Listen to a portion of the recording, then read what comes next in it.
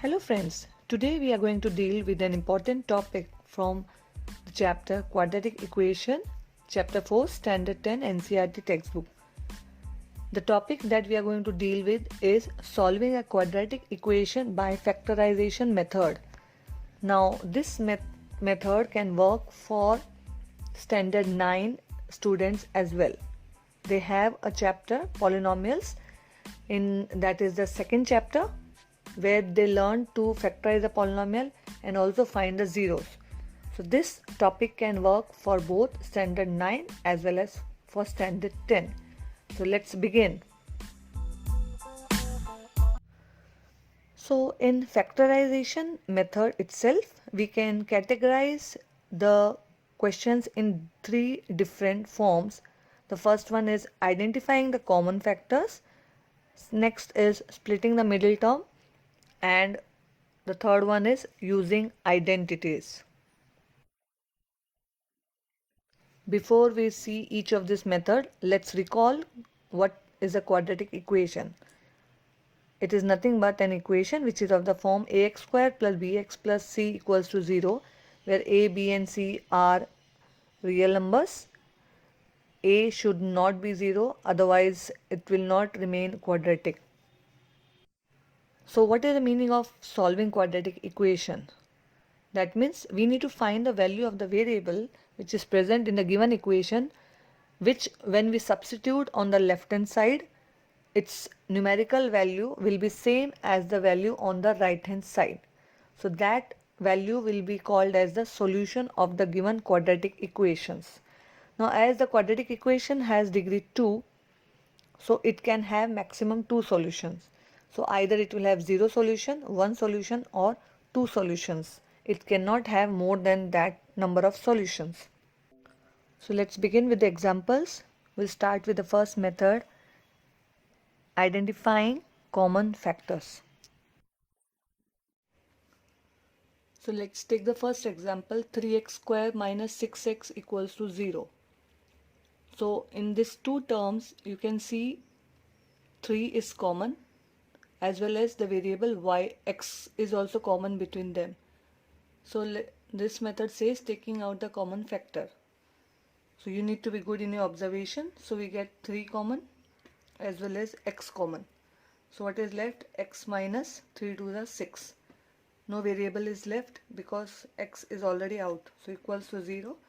Now when the product of two number is 0, it means either the first term is 0 or the second term is 0.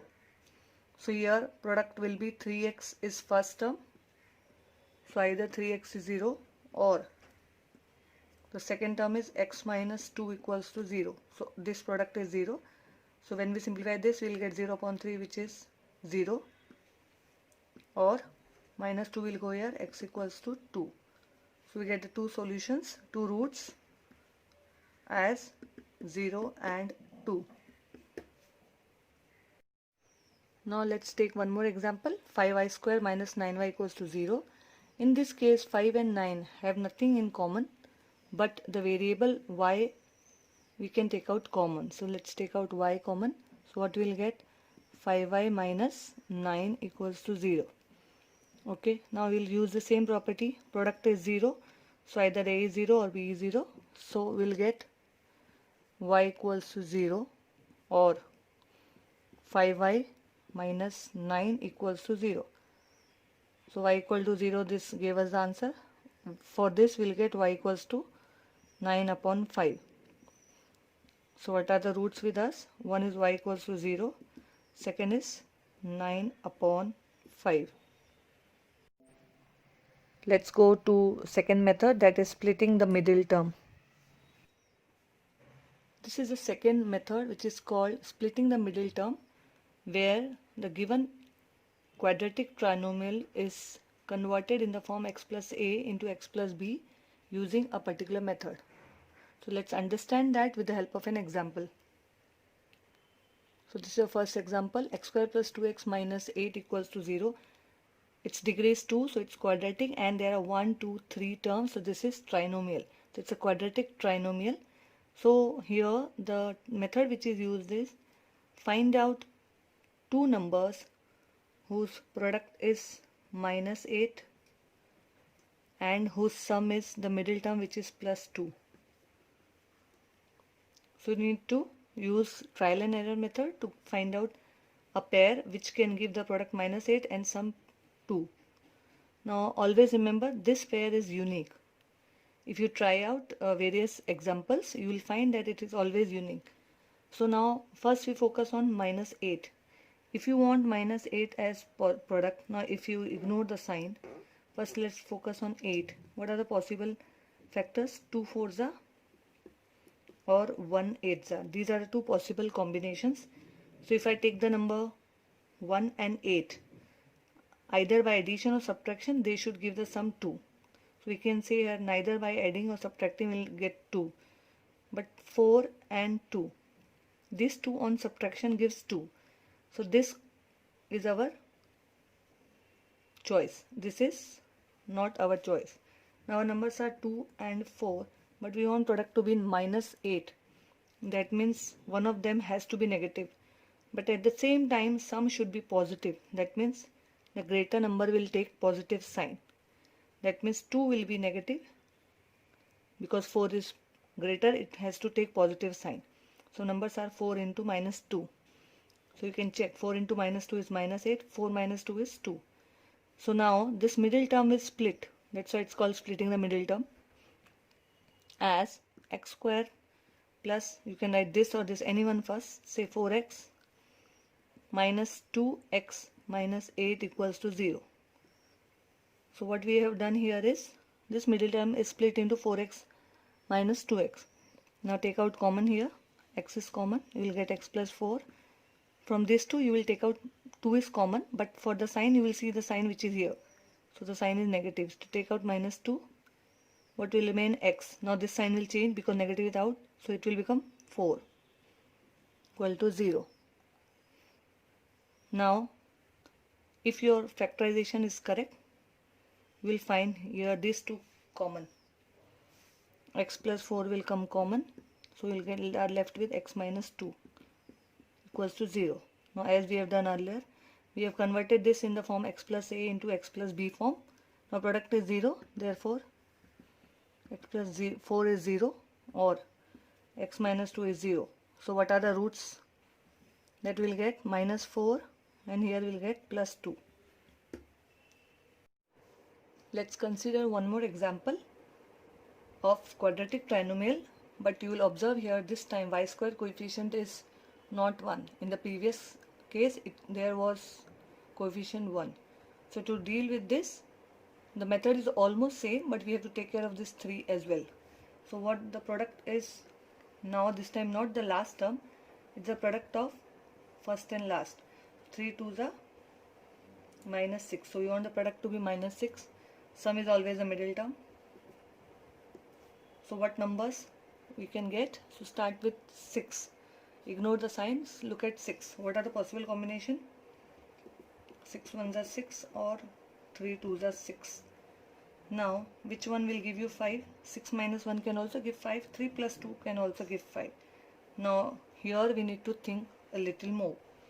Now if you take 3 and 2, 3 plus 2 will give 5. So 3 and 2 both have to be positive. Only then they can add to give 5. But our product is -6. So one of them have to be negative, but it is not satisfying both the condition. If I take 3 and 2, that means this case is eliminated. So we are left with 6 and 1. This will definitely give this answer, but we have to take care of the sign. Now 6 and 1. Sum is positive, so greater number will take positive sign. So the smaller one will become negative. Now you can cross check. 6 into -1 -6. 6 minus 1 is 5. So split the middle term. 5 will become 6 minus 1y. -2 equals to 0. Now same like previous sum, take out common. 3 is also common, y is also common. Y plus 2. Here you can see, here there is no number common, so you will take out this only negative sign, and 1 you can write because 1 is a factor of every number. So you will get y plus 2 because negative sign is taken out common. So if your factorization is done correctly, you will see these two coming same. So you'll get the product 0. So either y plus 2 is 0 or 3y minus 1 equals to 0. This is our calculation. You'll get y equals to minus 2, or here what you will get, y equals to minus 1 will go here, plus 1 by 3.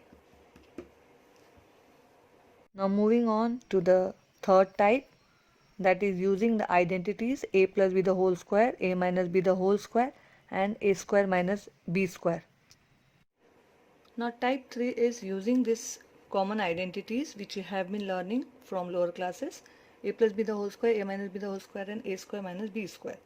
Now let's take example of each type. One example we will take. First we will take this example, a plus b the whole square. So we can take x square plus 10x plus 25. How do we identify it is in this form? The last number should be square and the first number also should be square of some variable or some real number. So you can see this is square of x and this is square of 5.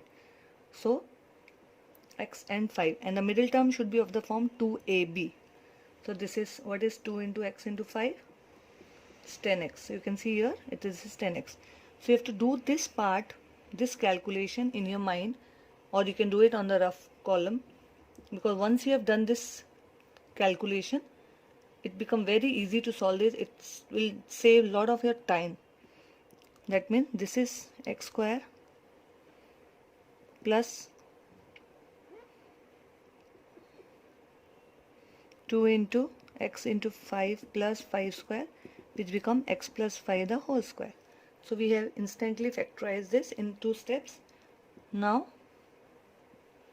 x plus 5 square is 0 because we want to find the roots. So if you take square root of 0 is 0 only. So we'll get x plus 5 equals to 0. That means x equals to minus 5. So if this is a quadratic equation which takes a plus b the whole square form, we'll get only one root. Now let's take one example of this second form. So my quadratic polynomial is 4m square minus 12m plus 9 equals to 0. So it's almost the same form, only thing is it is a square minus 2ab plus b square. In the previous case it was plus in the middle term. So let's check the first term. This is square of 2m. Last term, this is square of 3. So middle term should be of the form 2ab. So let's check 2 into 2m into 3. It's coming 12m, which is satisfying this condition. Because it is negative sign, this will take a minus b the whole square form. So we can skip one step and directly write it as 2m minus 3 the whole square. Okay, because we have checked that this is satisfying this particular identity. Now take the square root. So we will get 2m minus 3 equals to 0. M equals to 3 by 2. So this kind of question which takes this identity forms can be solved easily by just analyzing the correct identity. Now let's move on to the third type. This is the most commonly used identity.